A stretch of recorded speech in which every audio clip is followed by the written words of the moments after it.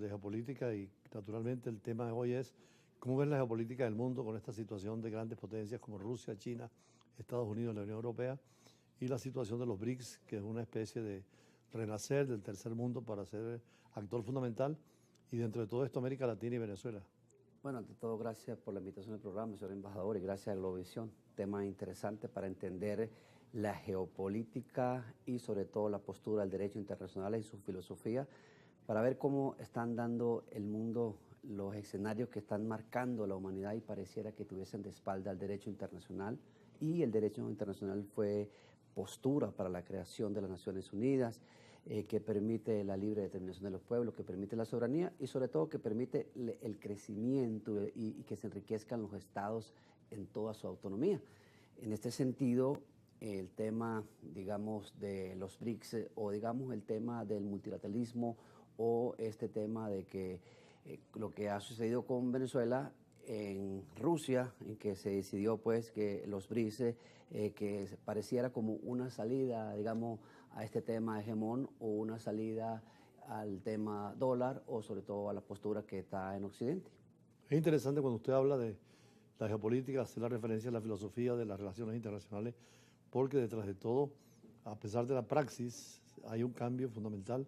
Se dice que con Trump se ha roto el viejo orden de la Segunda Guerra Mundial, como usted señalaba, y hay una necesidad de un nuevo derecho internacional, pero ¿por qué y para qué ese derecho? Bueno, el nuevo orden mundial, justamente con la llegada del presidente Donald Trump al poder, tiene el mundo pensante y tiene el mundo a la expectativa y pareciese que pudiéramos estar de espalda al derecho internacional por el tema del globalismo, la figura del hegemón y no hacia un mundo, y no hacia un mundo multipolar, en donde, digamos, ciertas potencias a través de la tecnología, a través de la transformación, a través del cambio climático, a través, digamos, de una globalización más humana que pone fin a la guerra y no en el sentido de volver a la esclavitud, de retroceder antes del 47 de la creación de las Naciones Unidas.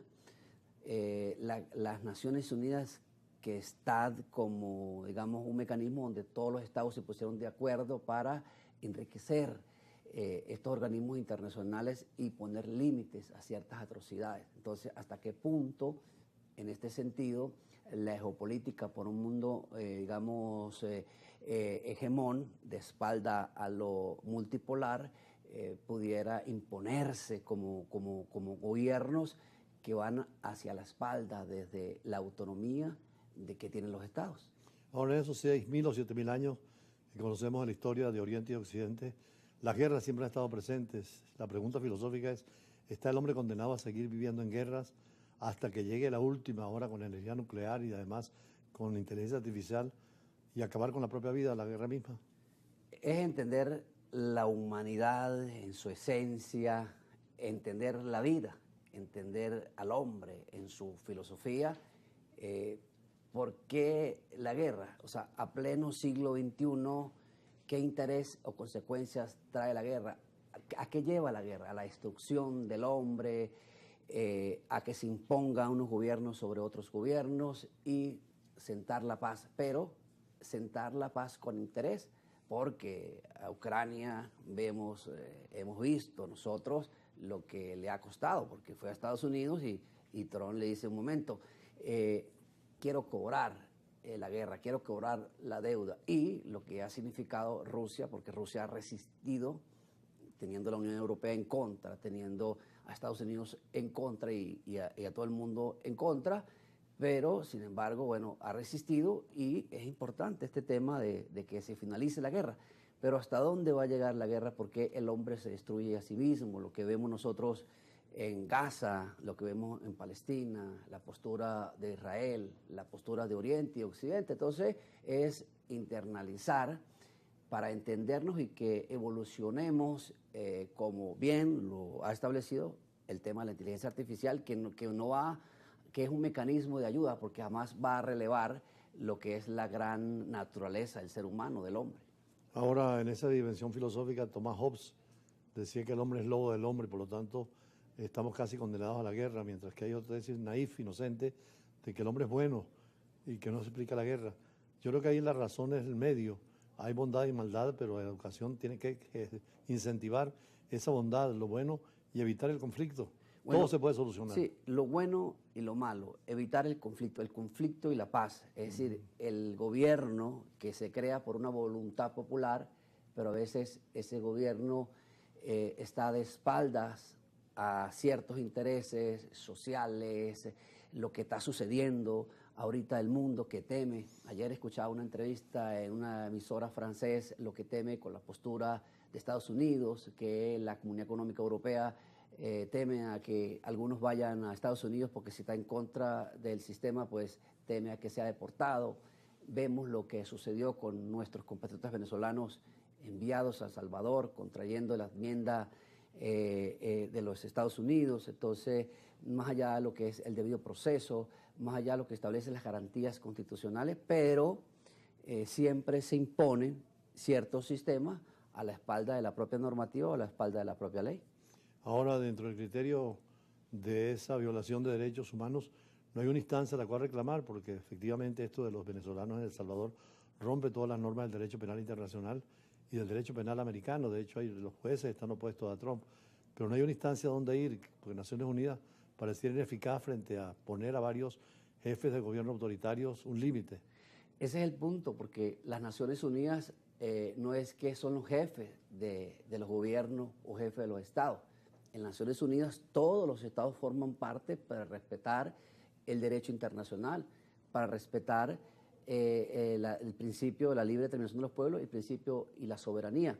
Más allá, si, digamos, el Estado, a través de sus poderes constituidos, bien sea el poder ejecutivo o bien sea el poder judicial, pues pudiera demandar al Estado, en este caso ante la Corte Penal Internacional. Pero las Naciones Unidas necesitan una reestructuración por aquello de que si una decisión de la Corte Internacional de Justicia, bien el Consejo de Seguridad de las Naciones Unidas tiene el derecho a veto, entonces hay una contradicción dentro de lo que es la postura del derecho internacional con la Corte Internacional de Justicia, que se creó como un mecanismo para poner límite, para poner orden mundial a la sociedad y sobre todo para castigar a aquellos estados que transgredan el derecho internacional. Pues bien, la Corte Nacional de Justicia tampoco puede ser autónoma. O estamos viendo el tema de la Corte Penal Internacional. El fiscal de la Corte Penal Internacional que decide investigar a aquellos que cometen violación de los derechos humanos, pues algunos estados les sancionan. Vimos nosotros el actual fiscal de la Corte Penal Internacional por parte del gobierno de los Estados Unidos que le sanciona, y lo hemos visto reiteradamente. Entonces, el tema del globalismo, el tema de estos gobiernos hegemones pretenden estar por encima de lo que establece los organismos multilaterales o los mecanismos, los órganos de las Naciones Unidas que van a poner orden a la sociedad. Ya para terminar, usted ha sido profesor de la Universidad de Santa María, de la Universidad de Santa Rosa, enseña Derecho Internacional. A estos alumnos, ¿qué futuro se les da en ese mundo internacional donde prevalezca la justicia y también la libertad? Hay lo que es el ius naturalismo, el ius positivismo, que dan de la mano la postura del derecho internacional que nace en el 46 con la creación de las Naciones Unidas para poner un nuevo orden mundial que puso fin, límite a lo que fue la Segunda Guerra Mundial.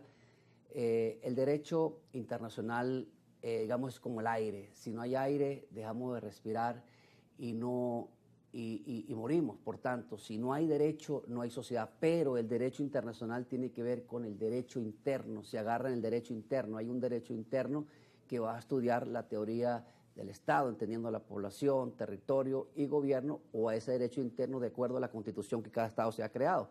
Ahora tú vas a traspolar ese derecho interno a un derecho internacional con el mecanismo de la creación de las Naciones Unidas y luego a la creación de la Convención de Viena sobre las relaciones diplomáticas de 1961, a la Convención de Viena sobre las relaciones consulares de 1963 y luego a la Convención de Viena sobre el derecho de los tratados de 1966. Entonces, si bien es cierto, un mecanismo, una columna vertebral para el derecho internacional es las relaciones diplomáticas y las convenciones, las relaciones de los tratados.